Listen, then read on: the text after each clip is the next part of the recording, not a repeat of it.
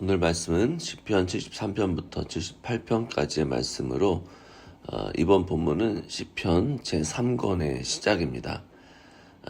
시편 73편부터는 아삽의 시입니다. 아삽은 성전의 찬양을 맡았던 그런 사람입니다. 놀라운 것은 찬양을 맡은 사람의 마음도 흔들릴 수 있다라는 사실입니다. 그는 악인이 잘 되는 것을 보며 거의 실족할 뻔했다라고 고백합니다. 하나님을 믿고 정직하게 살려는 사람은 고난을 겪는데 사실 하나님을 두려워하지 않는 사람은 편안하고 강해 보였습니다. 이것은 오늘 우리도 자주 느끼는 문제입니다. 왜 의롭게 살려는 사람은 어려움을 당하고 악하게 사는 사람은 더 잘 되는 것처럼 보입니까? 왜 하나님을 붙드는 사람에게는 눈물과 고난이 있는지 우리는 참 이해할 수 없는 부분들이 있습니다. 오늘 이 시편의 저자인 아삽도 그 질문 앞에서 마음이 굉장히 힘들었습니다. 그래서 그는 내 발이 거의 미끄러질 뻔하였다라고 고백하고 있습니다. 믿음이 없는 사람이 아니라 하나님을 찬양하던 사람이 그렇게 고백하는 것입니다. 우리는 여기에서 믿음에 대해서 다시 한번 생각해 볼 필요가 있습니다. 믿음은 질문이 전혀 없는 상태가 아닙니다. 왜 하나님이 이런 일을 하셨는지 궁금해하지 않는 사람이 아닙니다. 믿음의 사람도 이해되지 않는 현실 가운데 흔들릴 수 있습니다. 하지만 우리가 흔들릴 때마다 무엇을 바라보느냐, 어디로 향하느냐가 중요하다는 것입니다. 아삽은 결국 성소로 들어갔습니다. 그리고 그곳에서 악인의 결말이 무엇인지를 깨달았습니다. 여기서 성소는 단순한 건물을 의미하는 것이 아닙니다. 성소는 하나님의 임재 앞에서 우리의 현실을 다시 한번 확인하는 자리입니다. 성소 밖에서 볼 때, 다시 말하면 세상적인 시각, 일반적인 시각으로 바라볼 때에 악인의 형통만 보였다는 것입니다. 그러나 하나님의 성소, 하나님의 임재 앞에 들어가니 그들의 종말이 보인 것입니다.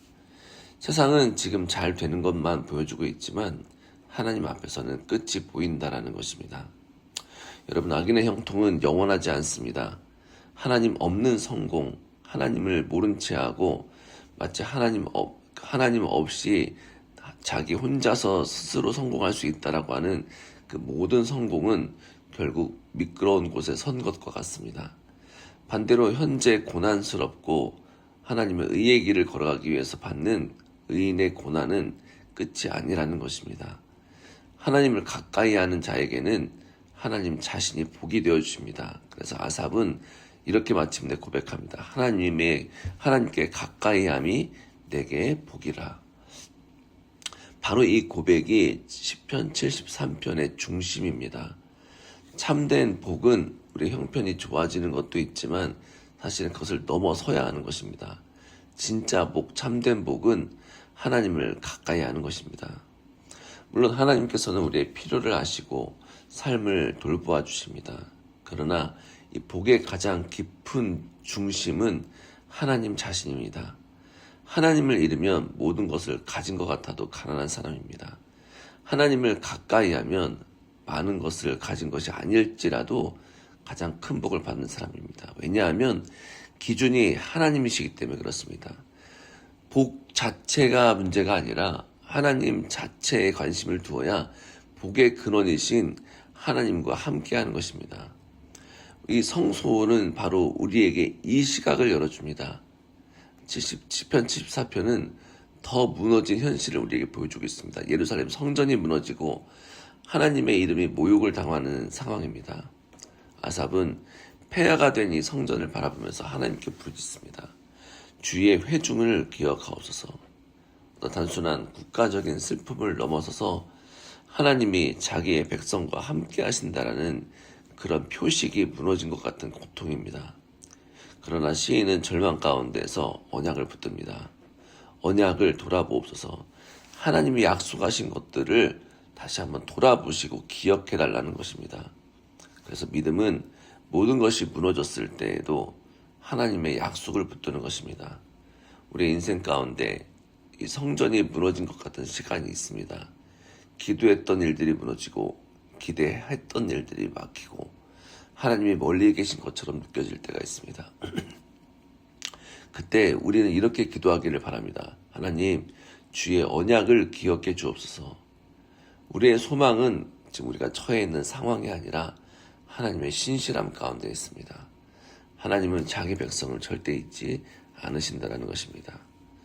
이어지는 시편들은 불의한 현실 가운데에서 하나님이 심판하시고 구원하시는 분임을 바라보게 합니다. 하나님은 악을 영원히 그냥 두지 않으십니다. 사람의 교만은 높아 보이지만 하나님 앞에서 결국에는 꺾여버리게 됩니다. 하나님은 정한 때에 낮추시고 또 높이기도 하십니다. 그러므로 성도는 악인의 힘을 두려워하지 말고 하나님의 공의와 정의를 기다려야 합니다. 여러분, 우리가 기다리고 인내하는 것은 우리가 약해서가 아닙니다. 하나님께서 심판하시기 때문에 그것을 믿는 사람의 믿음입니다. 그래서 시편 78편은 이 믿음을 다음 세대에 전하라고 말씀하고 있습니다. 하나님이 하신 일을 숨기지 말고 자녀들에게 말하라고 합니다. 이스라엘 백성들은 반복해서 하나님을 잊고 또 불순종했지만 하나님은 오래 참으시고 긍휼을 베풀어 주셨습니다. 우리도 자주 잃어버립니다. 은혜를 받은 것도 잊어버려서 원망하고 구원을 해주신 그 경험도 또 잊어버리고 다시 두려워합니다. 그래서 하나님의 백성은 계속해서 하나님을 기억해야 되고 또 전해야 됩니다. 믿음은 한 세대에서 끝나면 안 됩니다. 하나님의 은혜와 하나님의 신실하심은 다음 세대, 다음 세대, 다음 세대에게 계속 들려지고 이어져야 됩니다. 이 모든 말씀은 바로 예수님 안에서 더 분명해집니다.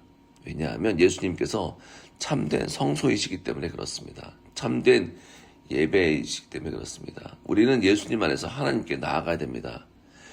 예수님은 무너진 성전을 다시 세우신 분입니다. 십자가에서 자기 몸을 찢으심으로 죄인이 하나님께 가까이 갈 길을 열어주셨습니다. 따라서 하나님께 가까이 함이 복이라는 고백은 오늘 우리에게 예수 그리스도께 가까이 가는 것이 참된 복이라는 의미입니다. 예수님 안에서 우리는 세상을 새롭게 바라봅니다. 악인의 형통도 끝이 아니고 우리의 고난도 끝이 아닙니다. 십자가와 부활이 우리의 마지막 답입니다. 우리가 십자가에서 우리의 모든 죄가 씻김을 고백하며 감동 받으며 은혜 가운데 들어가야 되고 부활 가운데 주님과 함께 다시 일어나서 새로운 생명 가운데 하나님의 백성으로 이 땅을 정복하며 살아야 하는 것입니다. 오늘 이 아침에 우리의 성수의 눈을 회복해야 됩니다. 세상만 바라보면 마음이 미끄러집니다. 남과 비교하면 감사가 사라집니다. 그러나 하나님 앞에 서면 다시 다른 시각으로 복음의 시각으로 볼 수 있습니다.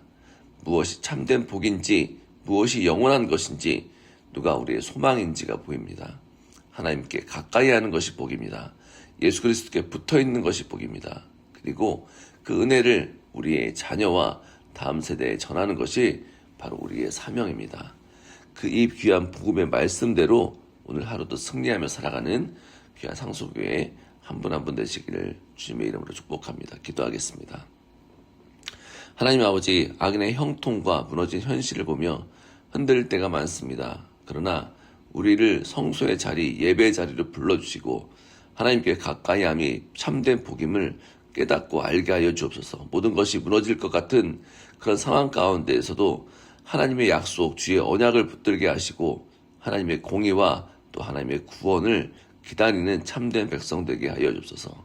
참된 성소이신 예수 그리스도 안에서 하나님께 더 가까이 나아가게 하시고 우리가 받은 은혜와 주님의 신실하심을 다음 세대에 전하는 귀한 교회와 성도 될 수 있도록 인도하여 주옵소서. 모든 것을 감사드리며 예수님의 이름으로 기도하였습니다. 아멘.